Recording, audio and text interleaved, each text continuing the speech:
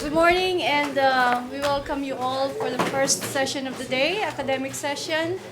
And I hope that you had a very good sleep after the dinner that we had yesterday, though I was absent. I'm sorry, Jason. You didn't notice that? Anyway, we're having a session on the regional perspectives of the future of higher education, and we are dealing with three regions of the world. We have from Africa, James, and then we have from Latin America, Fernando, and Minister Dr. Hassan Diab from the Middle East. Now, the format of the session today, each speaker will be given 15 to 20 minutes time. Only 15 minutes. Jason is very strict. I'm moderating this session, but actually he's moderating me. He has given me this. Last 5 minutes, last 3 minutes, last minute, and 0, and then I will have a buzzer here. So it's a reminder, 15 minutes, and if we have time, we will have few questions after each of the speaker. So let me first introduce Dr. James Makwa. I met James, 2002 James, in Sydney. No, you don't know me at the time. I was very new.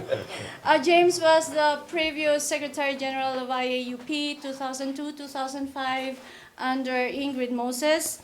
He is a botanist whose professional career was devoted to teaching, research, and educational administration in New Zealand.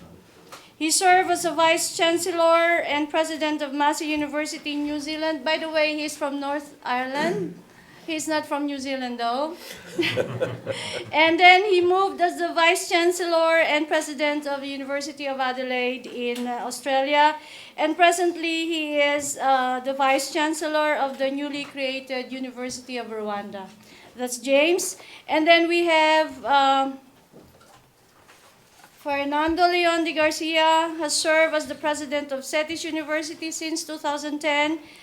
He has also served as the chief academic officer of Apollo International University of Phoenix International and in diverse capacities at CETIS, including chief academic officer and provost. He was previously chancellor of the City University of Seattle International Division, covering programs, campuses, and sites across the Americas, Europe, and Asia. Our last speaker will be Minister Dr. Hassan Diab. Is the former Minister of Education in Lebanon. He has over 30 years of experience in the academic field with over 130 publications for national and international journals. He's a fellow of the Institute of Engineers UK, Institute of Engineers Australia, as well as a senior member in the Institute of Electrical and Electronic Engineers USA. After leaving his ministerial position in 2014, he returned to his position as the VP of the American University of Beirut and also the COO during 2014 at the same university. So I'll give the floor to James. Reminder, James, 15 minutes. Your time starts now.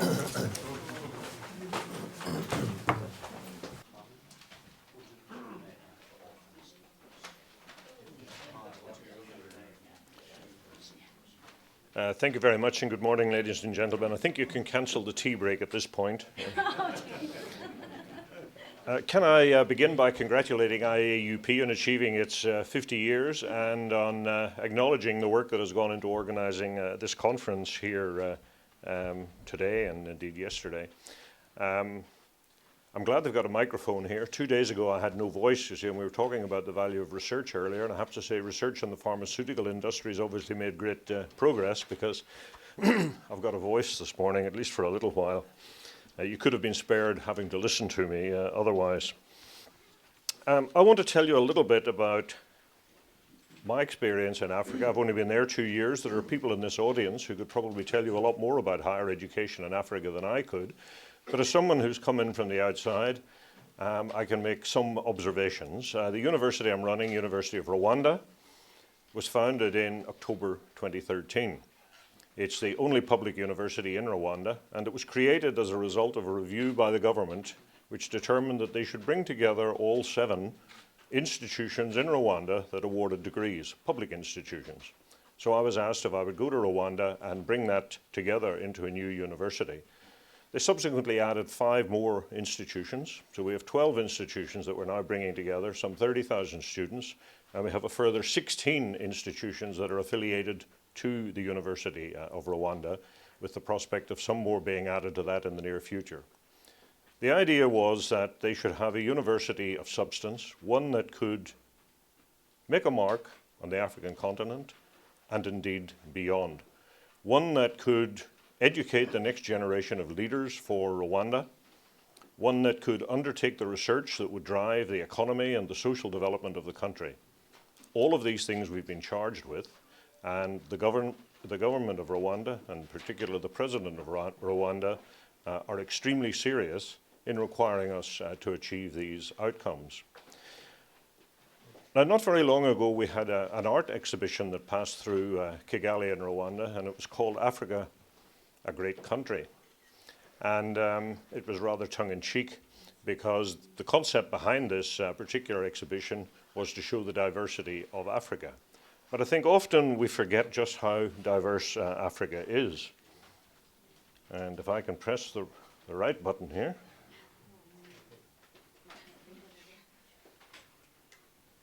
Oh, here we go. Yeah, thank you. If I can keep pressing the right button. No. It doesn't reach. Oh. This is the problem with higher education. There are a lot of places it doesn't reach. And Africa would be one of those. Africa is comprised of 54 countries.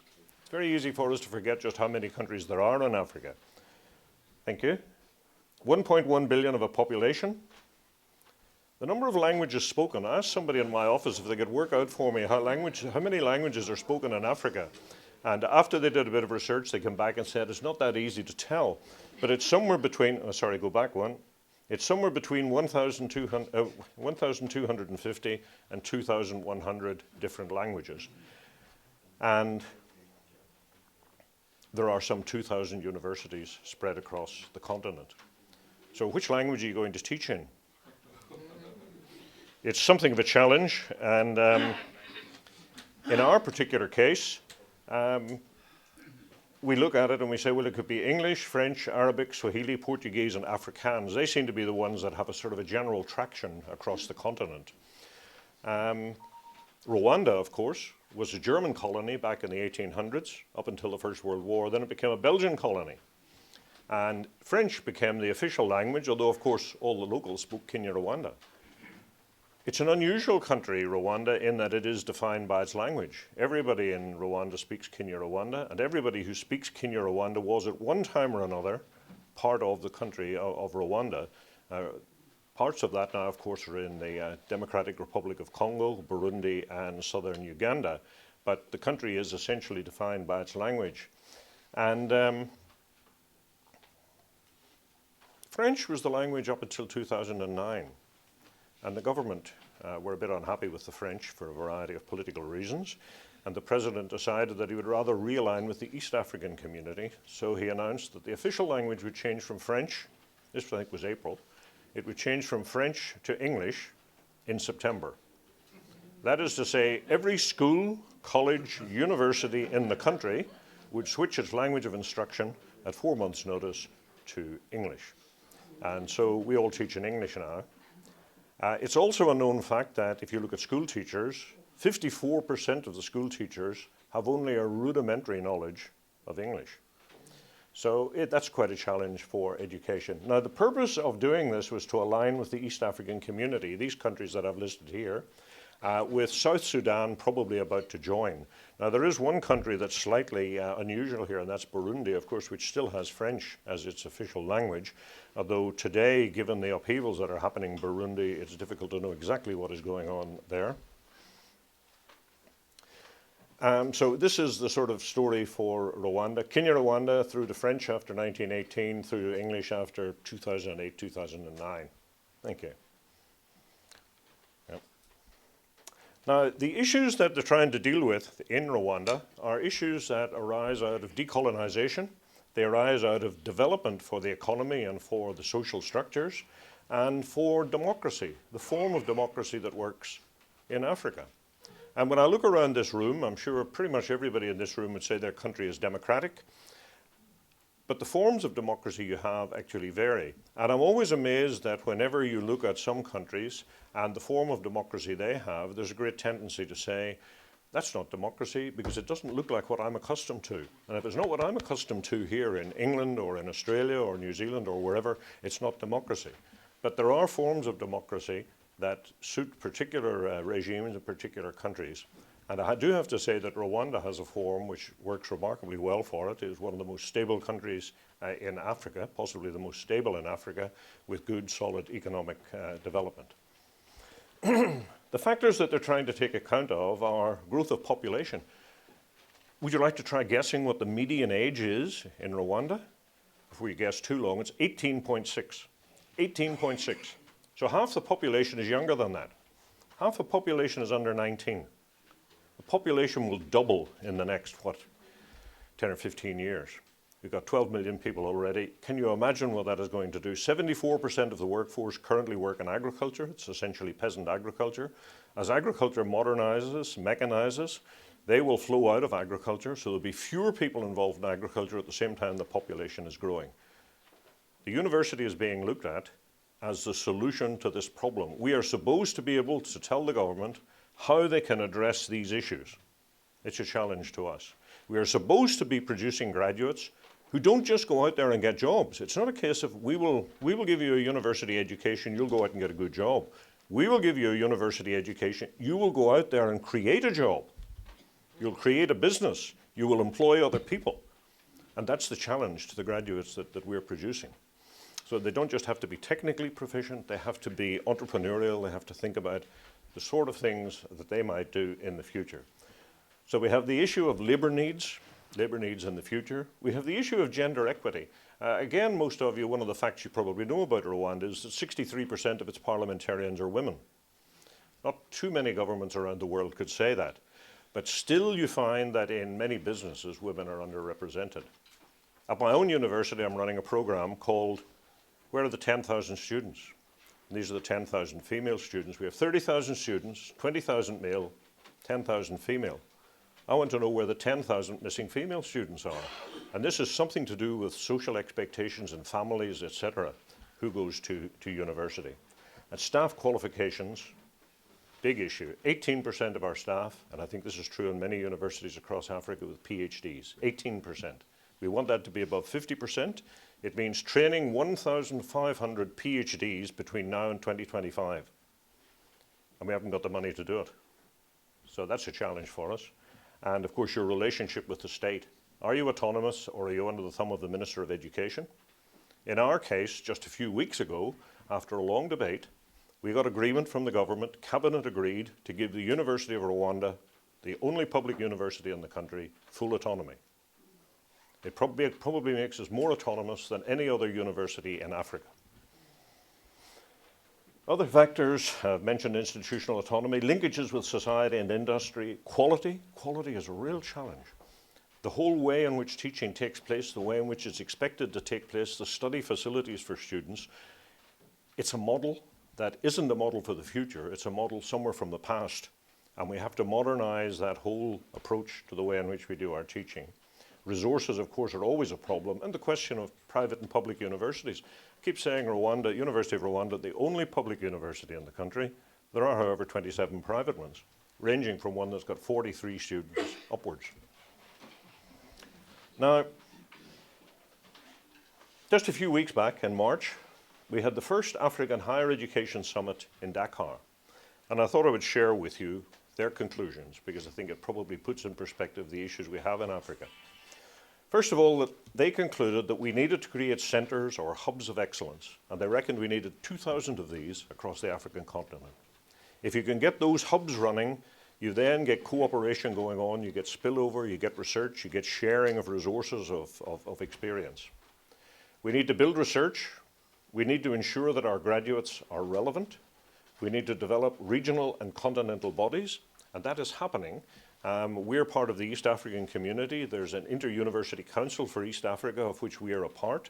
They are helping establish quality standards across East Africa. There are Africa-wide bodies, the Association of African Universities, amongst others. Just at this very same meeting, the African Research Universities Alliance was created, 16 universities selected from right across Africa, who are identified as the leaders, the leading universities for research in Africa. I'm pleased to say the University of Rwanda was invited to join that.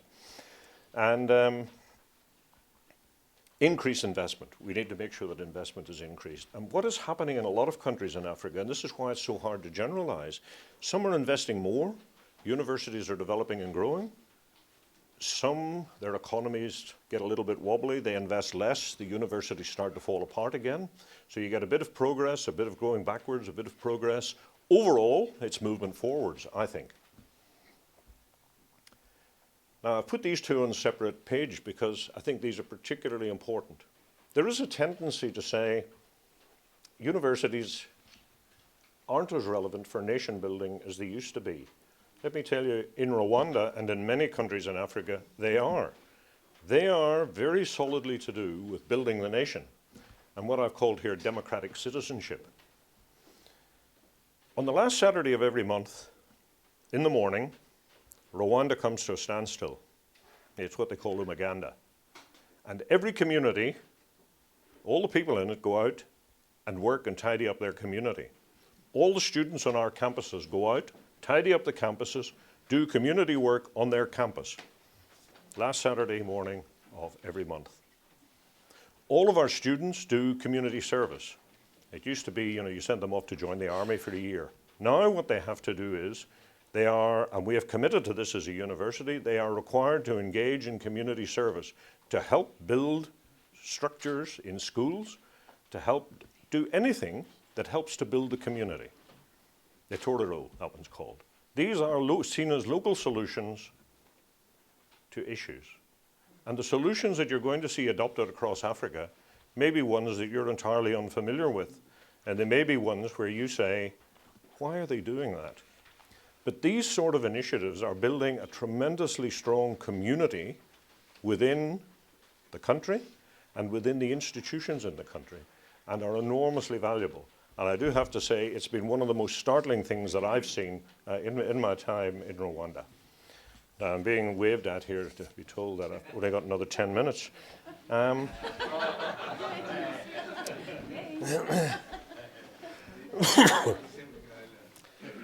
I do just want to emphasize regional organizations are important. Mentioned IUCEA, AAU, ARUA, the African Universities, the African Research Universities Alliance, but also the international bodies. So it comes to us, to IAUP, and to the Association of Commonwealth Universities. You'll hear from John Wood this afternoon, because many of the countries in Africa are members of the Commonwealth and members of that particular organization. We as a community here have a tremendous role to play, and I think we heard about it in the keynote speech earlier, that the universities that are well established need to help the universities that are coming along and establishing themselves. And this isn't just a one-way interaction. There are many things that universities in developed countries can gain by interacting with universities in Africa. It's to your advantage, if you are from a developed country, to do that. And we desperately need you to do it because, for example, the Swedish government is funding a program where 14 Swedish universities are engaged with the University of Rwanda. This is fantastic. We have research projects running with 14 universities in Sweden. We have approximately 100 staff in Sweden at any given moment.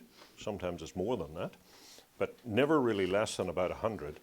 And that cooperation is creating an enormous benefit for my university, for the University of Rwanda. We need more countries to think about doing that. We need more universities to engage in those sorts of programs.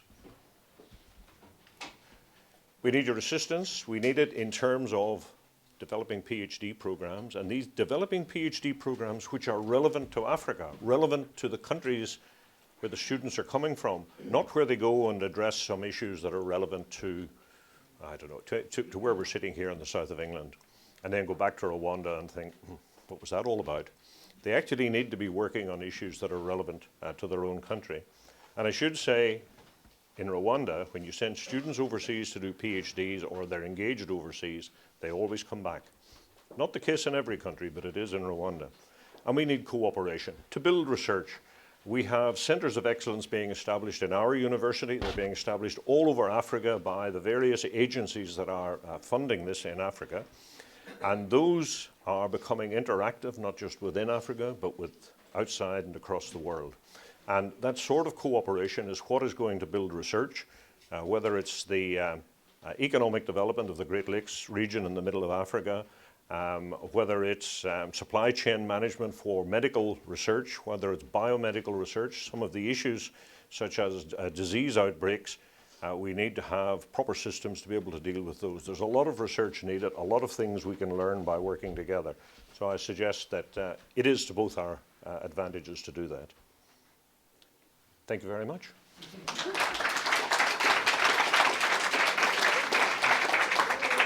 Thank you, James. So whenever we talk about the future, we talk also about the challenges. Our next speaker will be Fernando. Okay. Thank you. It's a pleasure to be here, and I think as more speakers present their ideas, it's going to be very tough to come up with new ideas. I'll make a disclaimer first, and that's that there are numerous experts from Latin American countries, specific Latin American countries, so I hope that I do not offend you in extrapolating some loosely coupled ideas that I'll be presenting.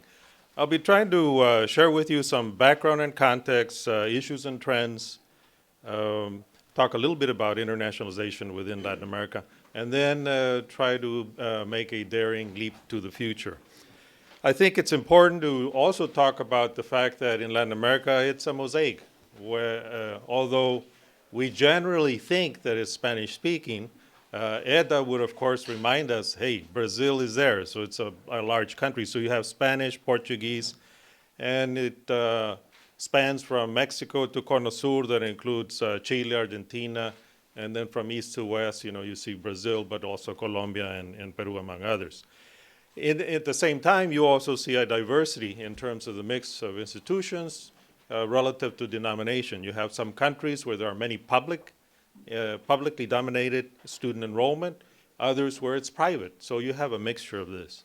So it's tough to extrapolate, but we'll try to share some ideas concerning what might be the future.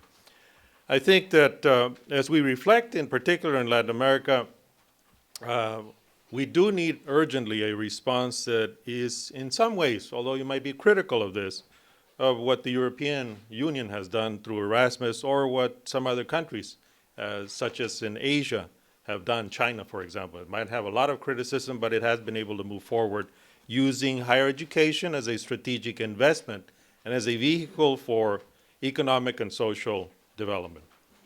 In Latin America, there are some structural changes that continue to persist and that impact basic activities, such as a greater harmonization among institutions and program offerings, and mechanisms that facilitate mobility from a regulatory perspective. We can ill afford to be too general in what we are attempting to do, so it would appear that we need to be more effective linking universities with business, industry, and government. For example, we need to look at some areas where there is already intensive economic activity, or clusters. It was referred to as centers of excellence, so clusters, and where the involvement of higher education institutions can be pivotal. We need to also look at what will make business more competitive, generate greater value, and or create jobs, as was suggested. Accordingly, for example, entrepreneurship should be a priority among all academic institutions. We need to look at applied research and generation of new solutions in select areas. And acknowledging convergences and divergences across borders, there are cultural and people or soft skills that can help us bridge the gap and come closer together from what we initially see as borders versus what we see in some cases as inextricably linked regions.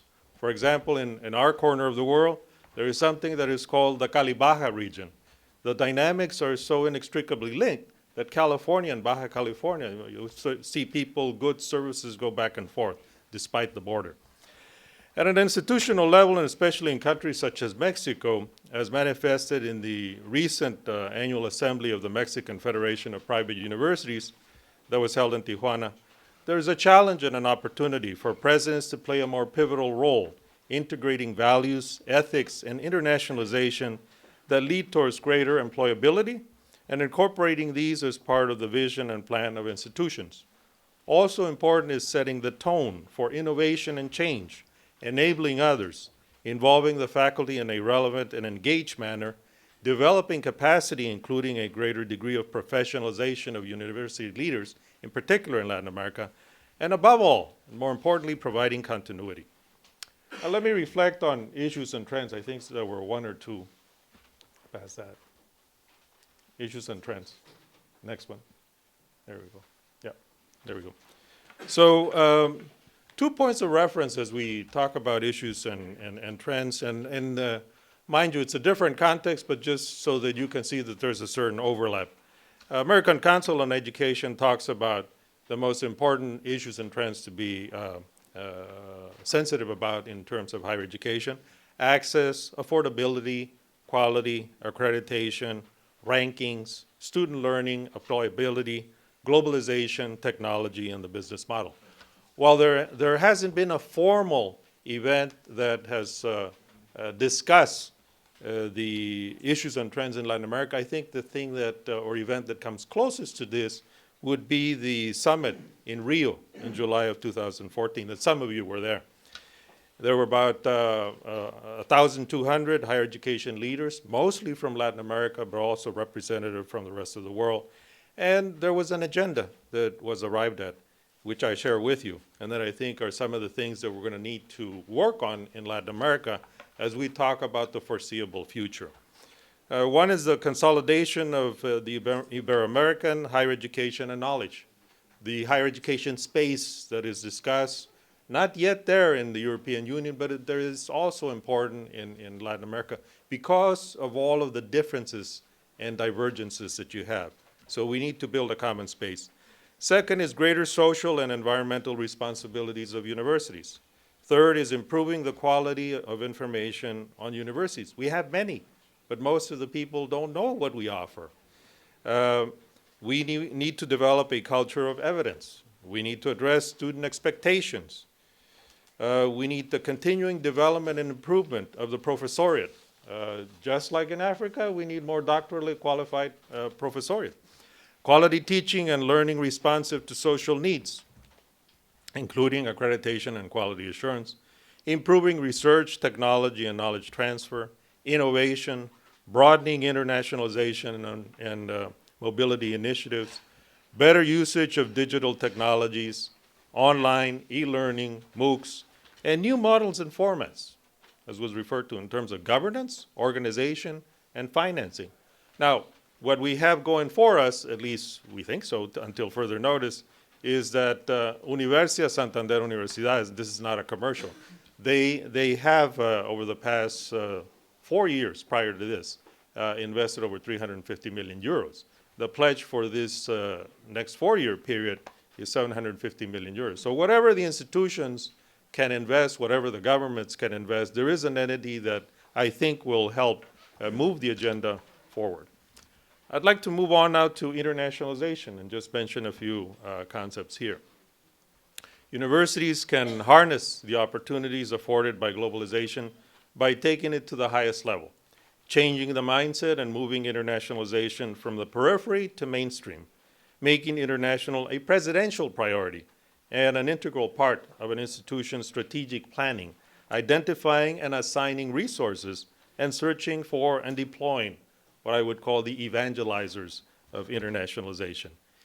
In keeping with current trends, universities will very likely work on more focused activities, shift from individual mobility to groups of students, see a rise in faculty participation, stress value added, double degrees, certificates, or what are being called badges, in particular in the IT industry.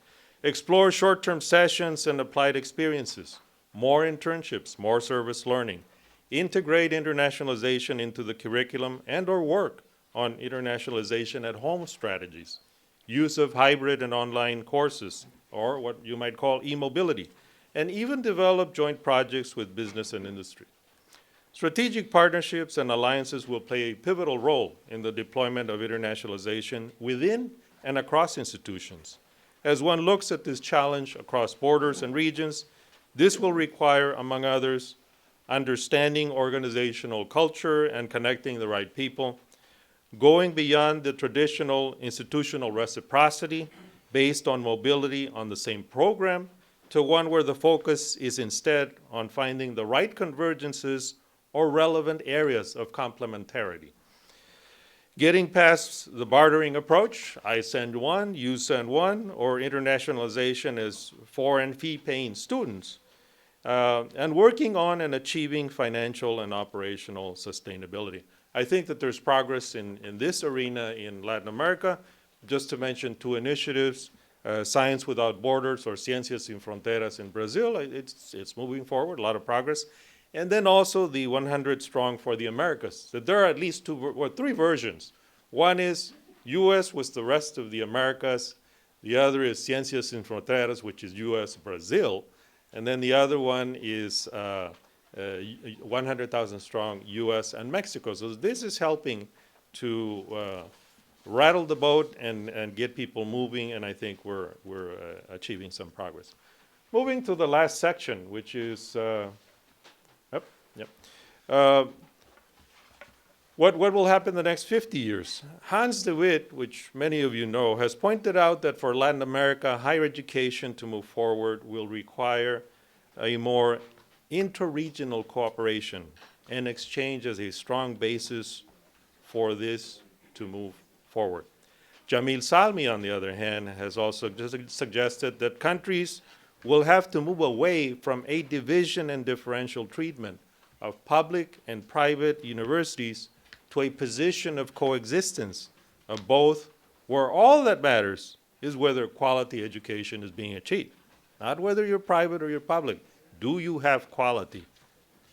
Indeed, as Francisco Marmolejo, who many of you also know, has indicated that the region can benefit from an increased autonomy to tertiary educational institutions paired with related accountability. If Latin American countries can embark on and make progress on the Rio 2014 agenda, coupled with the strategic actions as suggested by de Wit, by Salmi, by Marmolejo and others, the end result, I would dare say, over the next 50 years might very well be the following. And it's not comprehensive, but these are just some loosely coupled ideas. First, several countries will have well-articulated accreditation processes resembling what already exists in the US. I think that several countries are already working on that. This is going to move forward. Second, an increasing number of universities in the region, in addition to that, will have US regional accreditation. While in the US, there's a lot of conversation as to, it's in disarray. You know what? For most of the rest of the world, it's the golden standard. So having that is a proxy for quality from a transporter or cross-border perspective.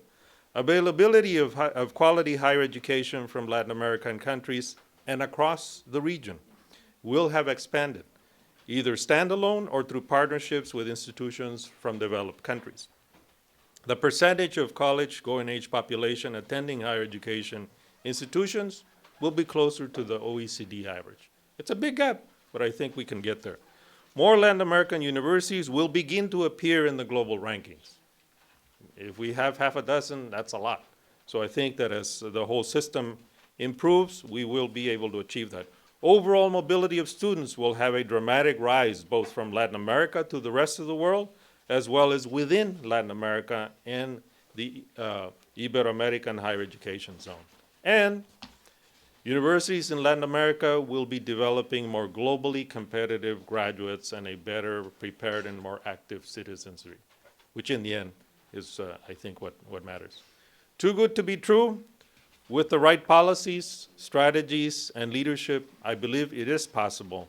And at the very least, it is serious food for thought for what we have for the future of higher education in Latin America. Thank you.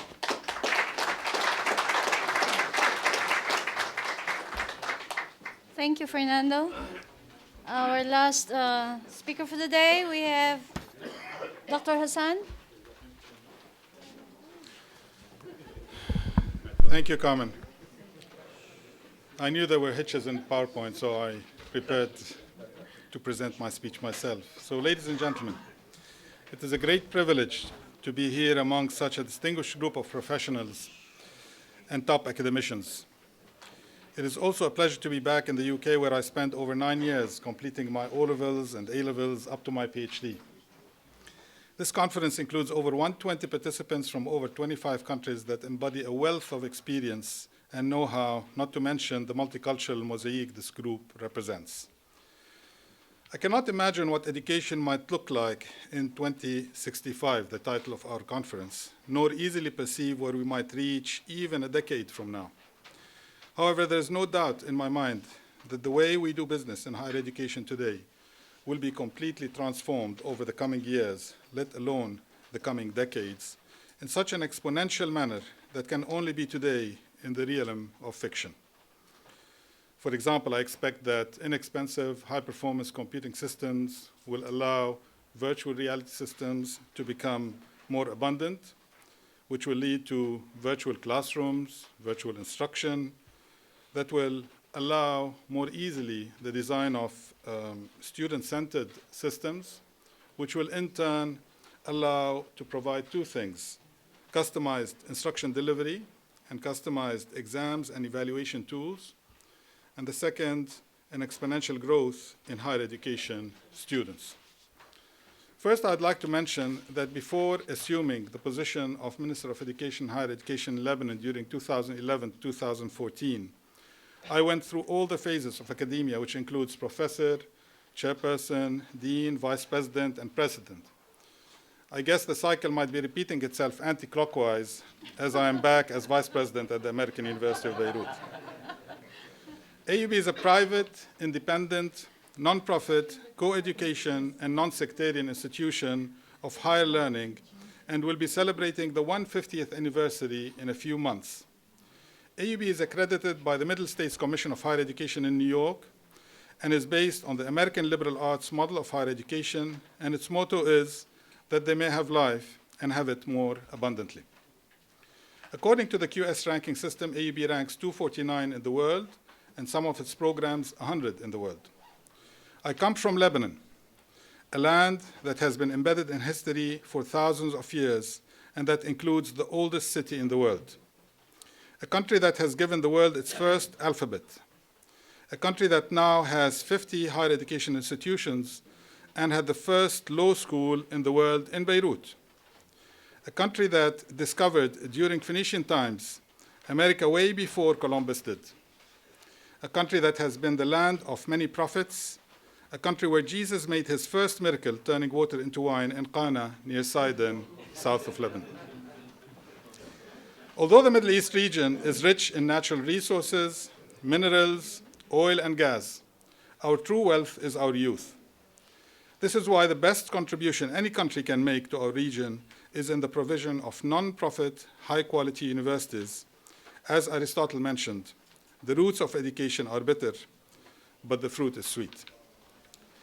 There are three elements in education: the when one explores a new concept; the aha, when you understand a new concept; and the ha-ha, indicating that education delivery should be in a fun environment that motivates students and promotes curiosity, creativity, and entrepreneurship. Creativity should be encouraged and nourished in our educational systems, especially pre-university education. Our educational systems should create a culture where everyone can explore their ideas and feel that they are valued. However, in many of our educational institutions, students are often aided to grow out of creativity rather than grow into creativity. You might ask, why am I talking about basic education in a higher education conference? My answer would be that our overall education system, from preschool to up to doctorate programs, is only as powerful as its weakest link. And in most countries across the globe, including our region, the bottleneck in our overall education system is K-12. Therefore, one of the most important elements in providing high-quality higher education is to ensure that high school graduates are academically prepared for the rest of their journey in higher education. 20 years ago, kids in preschool, kindergarten, and even first and second grade spent much of their time playing, building with blocks, drawing or creating imaginary worlds in their own heads or with classmates. But increasingly, these activities are being abandoned for the teacher-led, didactic instruction typically used in higher grades. In many schools, formal education now starts at the age of 4 or 5. The idea seems obvious. Starting sooner means learning more. However, a growing group of scientists, education researchers, and educators say there is little evidence that this approach improves long-term achievement.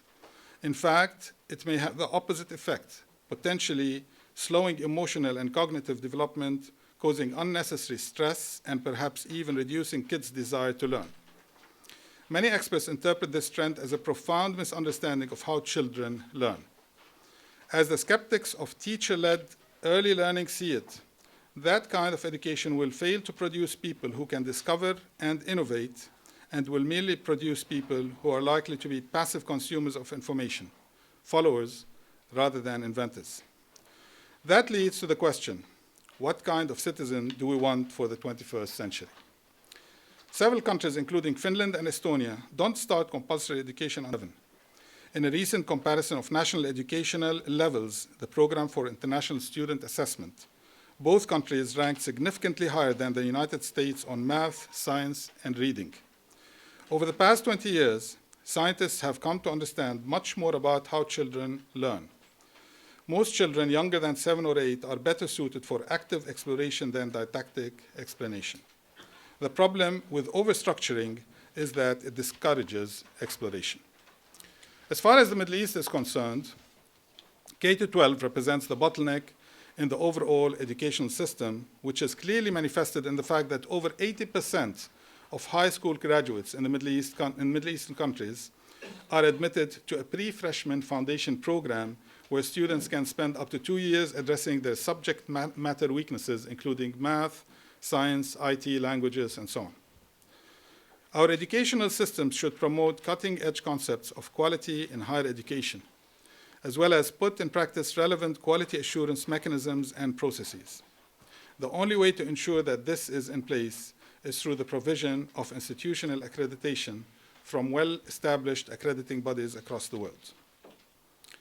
Given the conflicts in the Middle East region and the lack of stability in many of our countries, it is crucial that higher education plays a more substantive role, not just in our economic development, but also in equipping learners with the competencies to manage diversity constructively, seek for peaceful solutions to conflicts, and be able to engage in sustainable reconstruction and development of their communities.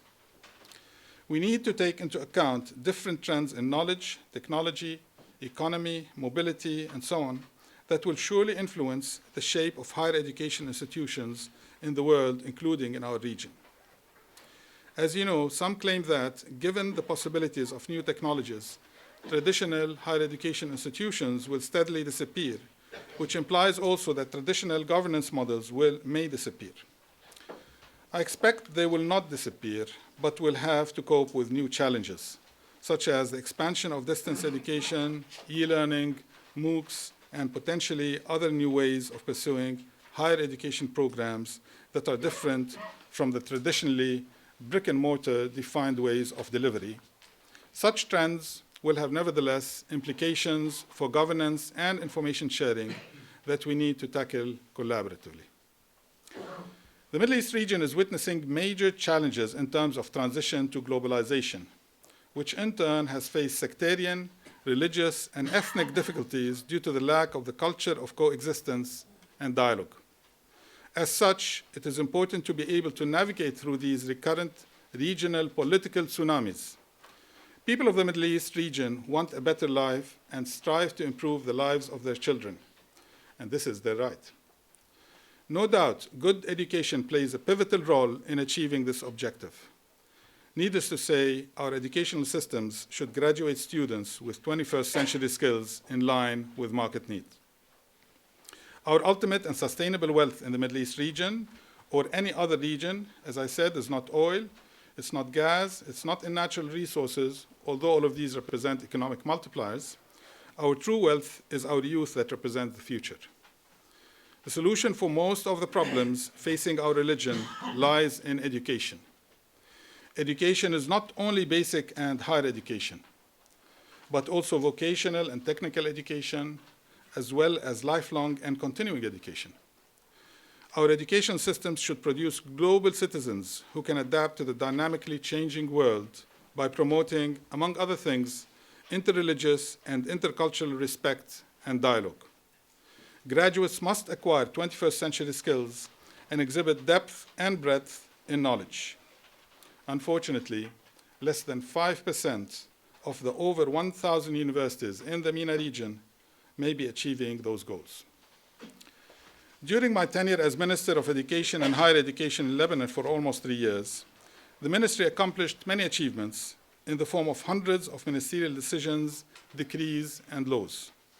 This included many new initiatives for the first time, such as introducing entrepreneurial teaching in our basic education curricula, a new law for compulsory education, compulsory community service in high school education, the first strategic plan for ICT use in education, a law to create National Council on Quality Assurance for higher education, a decree to regulate PhD programs, and many others.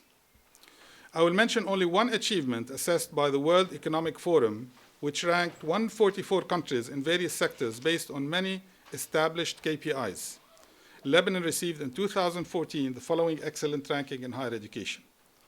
Quality of business schools, 13 out of 144. Quality of educational system, 10 out of 144. And quality of teaching math and science, 4 out of 144, preceded only by Singapore, Finland, and Belgium. Finally, I would like to conclude by stating that the educational process is a lifelong process that starts with building the student as a global citizen. Higher education prepares the next generation, so let the vision of IAUP be nothing less than to influence the world to become free of conflict, a world that values humanity and promotes global peace, as the President mentioned before. IAUP should build bridges with the centers for policy change at ministries of higher education across the globe. This is why I suggested what I did yesterday. Needless to say, IAUP contributes to strengthening the global voice of higher education. The budding seeds of change are certainly fueled by our educational systems to promote a better life. Transformation of education is the enabler for change of our social systems, not only with respect to technology, but also in producing global citizens that promote multicultural and multi-religious tolerance, which perhaps is one of the many parameters that influence the future of our world. A world that can be free of conflicts and treat our mosaic societies as a source of wealth and as an enrichment to humanity rather than as a reason for division. In closing, I would like to thank the IAUP for their kind invitation to this important event. Congratulations on IAUP's 50th anniversary, and I look forward to attending the 100th anniversary. Well, perhaps. Thank you. You have time? Okay, we are running out of time, so we'll just continue the question and answer during the break. As a recap of the session today, I would say that the challenges of the future, parts of the challenges flows from the growing concern that skills and attitudes of young people bring to their roles as workers and global citizens are inadequate. The growing impact of external forces such as IT and globalization, the demands of society to meet the needs of the new economy, but the main force flows from a new level of competition and market orientation among higher education institutions for students, faculty, research grants, athletic titles, revenue, rankings, and prestige. So with this recap I would like to thank my speakers. They're very good students, you know. Sometimes I say the president of the universities are the worst student that you can have. They will not even listen to you, but today they listen to me. Thank you very much and have a good day.